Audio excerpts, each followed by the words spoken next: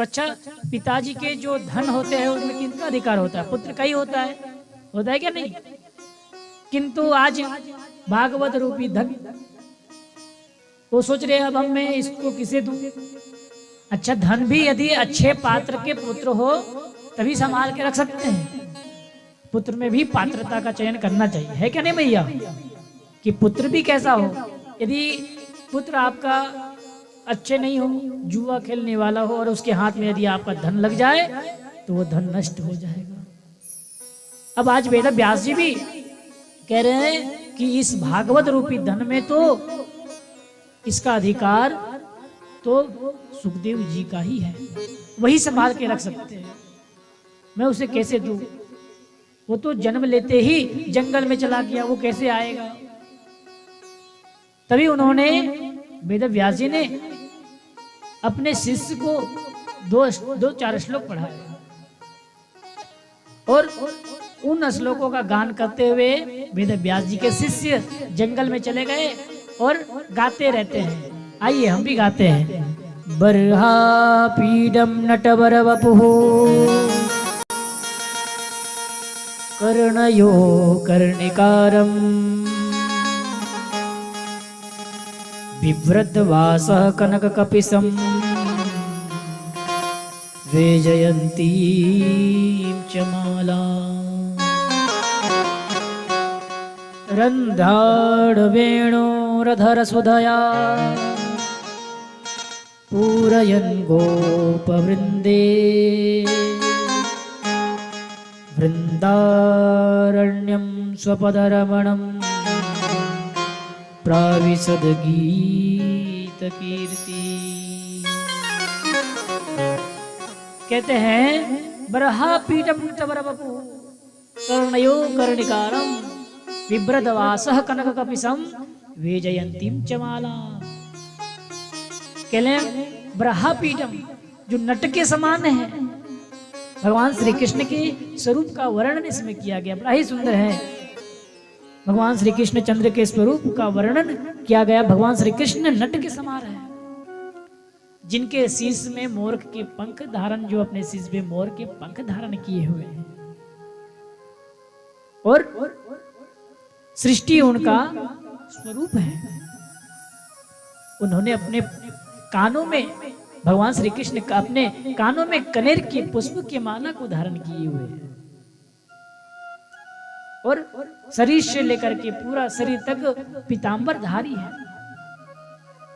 उनके चरणों से लेकर गले तक लटकती हुई वर्णमाला पूरे वृंदारण्य को पवित्र करते हुए वृंदावन में प्रवेश कर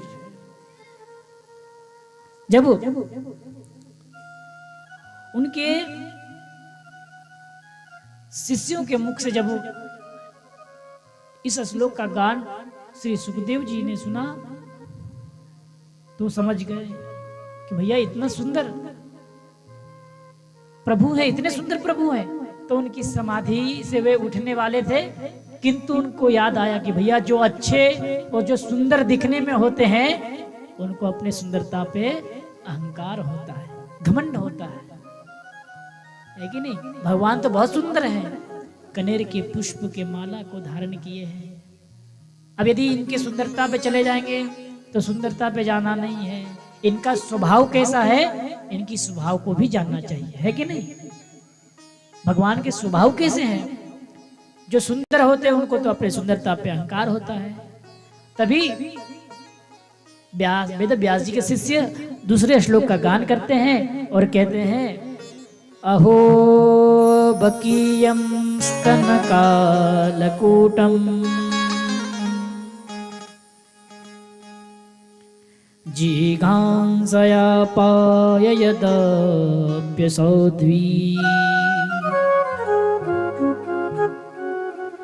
लेभे गतिं धातृचित्तां ततोऽन्यम्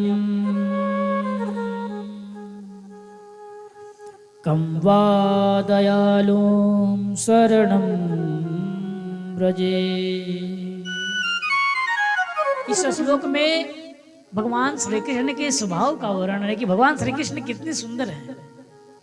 अहो बकदैत्य की बहिन पूतना, पूतना को जानते हैं कि नहीं? कितने लोग पूतना को जानते हैं? हाथ ऊपर करेंगे। सभी लोग जानते हैं। अहो बकदेवते की बहन पूतना, जो अपने स्तनों में विष लगा करके, कालकूट विष लगा करके भगवान श्री कृष्ण को मारने की इच्छा से आई। और भगवान श्री कृष्ण को मारने की इच्छा से आई, किंतु भगवान कितने सरल है ठाकुर जी कि उन्होंने पूतना को भी माता की गति प्रदान करी। जैसे माता की गति होती है ना, वैसे गति पूतना के साथ में भी की है। विष लगा करके आई मारने के लिए, किंतु उनको भी गति, माता की गति पूतना को दी है। इतने भगवान हमारे ठाकुर सरल है, और कहीं ऐसे ठाकुर मिलने वाले नहीं है। ऐसे देवता आपको और कहीं नहीं मिलने वाले हैं। बताइए, जो मारने के लिए आप आया हो, आप उनको माता की गति देंगे? कोई दे ही नहीं सकता। किंतु ऐसे सनातन धर्म के प्रभु है, ऐसे सनातन धर्म के देवता है श्री कृष्ण जी, जो कि मारने के लिए आई पूतना, उनको भी उन्होंने माता की गति प्रदान की। बोले कृष्ण कन्हैया लाल की। अब जैसे ही सुने पूतना को भगवान श्री कृष्ण ने ऐसी गति दी, उनकी समाधि टूट गई और सुखदेव जी खड़े हो गए। अरे खड़े हो गए तो कह रहे और गाओ, और गाओ, और गाओ। सुखदेव जी कह रहे शिष्य वेद व्यास जी के शिष्यों से कि भैया और गाओ, और गाओ। किंतु उनके शिष्य कहते हैं भैया मुझे तो इतना ही आता है। बोले अच्छा, तो और हमें कहां सुनने को मिलेगा? तो कहते हैं यदि आपको और सुननी है भगवान की लीला, तो हमारे जो गुरु जी है ना, उन्होंने 18,000 श्लोकात्मक भागवत महापुराण की रचना करी है। आप हमारे गुरु जी के पास चलिए। बोले अच्छा, तो आपके गुरुदेव जी कौन है? तभी कहते हैं हमारे गुरुदेव जी वेद व्यास जी हैं।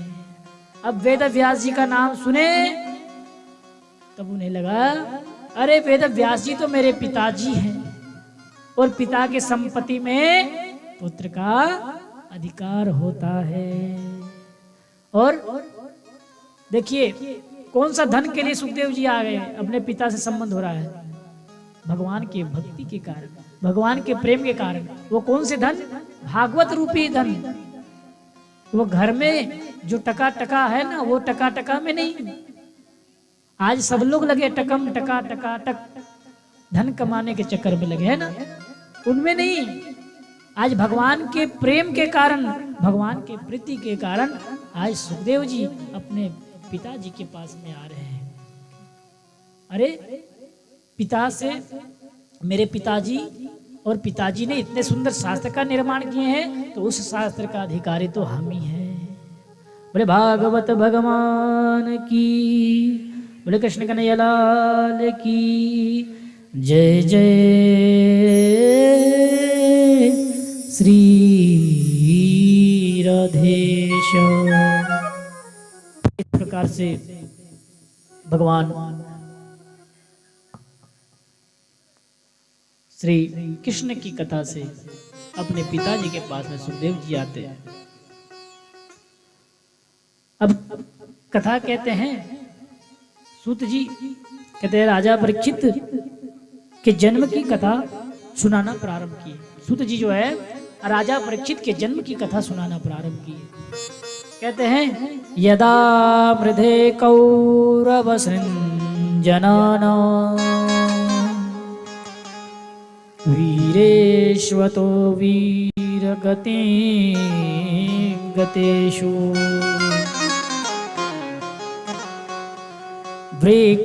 व्रेकोदरावेद गदाभिमर्श भग्नोरुदण्डे धृतराष्ट्रपुत्रे। भैया जब कौरव और पांडवों के बीच में जब युद्ध चल रहा था ना, उसी समय दुर्योधन का जंघा विदीर्ण होकर दोनों तरफ के सैनिक मारे गए, और कुछ बची कुची श्वासों को दुर्योधन ले